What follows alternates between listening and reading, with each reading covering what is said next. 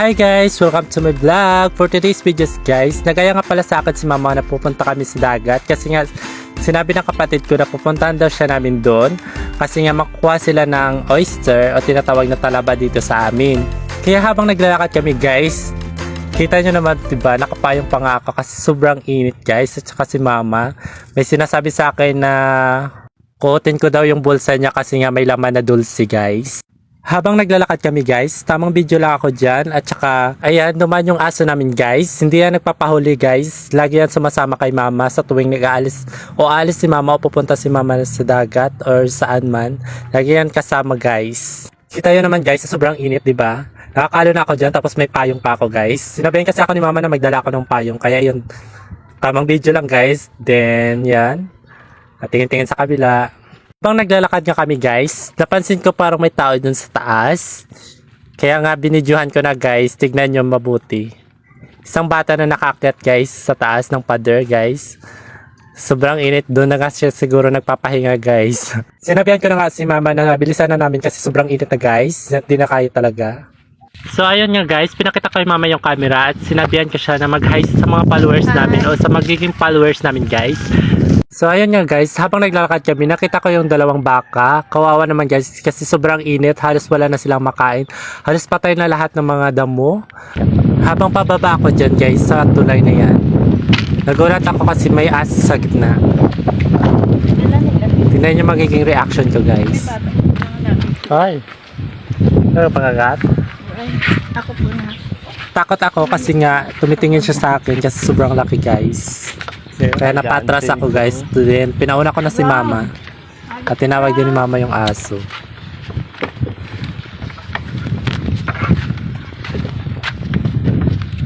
Mga friends ina namon sila ni Negro yun. At ayan nga guys, bakit na si mama sa irrigation at umakyat na din ako. At saka tamang video lang din guys. At tamang ikot-ikot lang guys. Yan. Tingnan mo naman, makikita mo naman talaga yung kalawakan ng punong guys dyan. Kaso wala nang buhay guys or wala nang isda o laman. Kasi nga guys, nawasak kasi yung kahon yan guys. Kaya nagsilabasan yung mga laman dyan. Yung iba nakuha na guys. A few moments later. Nakarating na kami guys sa talabahan namin guys. At wala dito yung mga kapatid ko. Ito yung aming oyster farm guys. Makikita nyo guys. Masyado pang malalim yung tubig. Tsaka hindi pa kita yung mga talaba namin guys. Diyan. Habang naglalakad kami guys, sinabi ko si mama na pupunta kami doon sa sinabi ng kapatid ko kung saan doon sila next stay muna dahil sa sobrang init.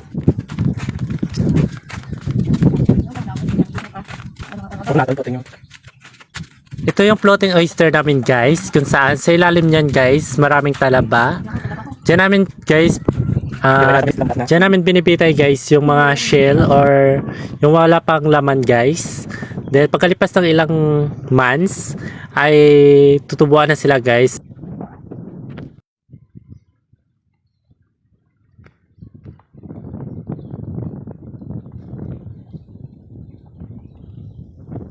Ayun nga guys, sa sobrang layo ng nilakad namin guys, hinihingal na yung aso namin guys. Lumalabas na yung dila niya dahil sa sobrang init.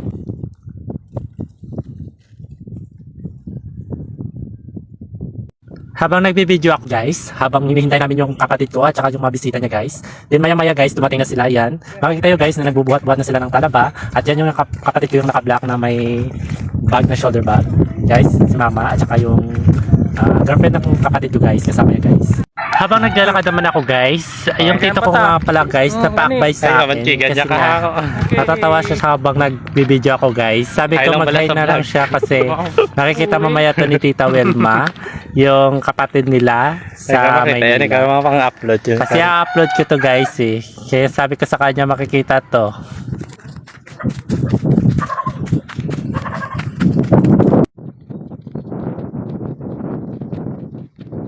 At ayun niya guys, bumaba na si mama upang manguha ng talaba dito sa floating oyster ya guys. Makikita nyo guys mamaya kung gaano ka lalaki yung mga talaba o gaano ka fresh yung talaba na papakita ko mamaya sa inyo guys.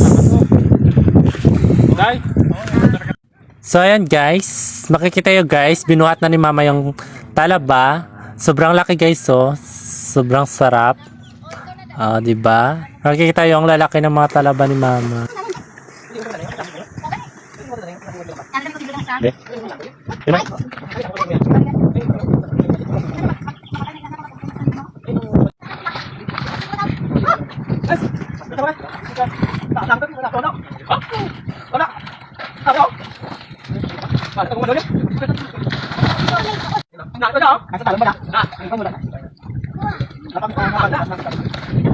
Tamang upo lang ako dyan guys habang nanonood at nagbibideo guys.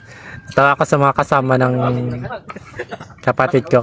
Ayan, sobrang busy si Mama kasi nga nanguha siya ng talaba guys. Kita nyo guys, sobrang laki, di ba? Lalaki ng mga talaba guys. Sobrang sarap. Yan. Halos din ni Mama kaya buhatin.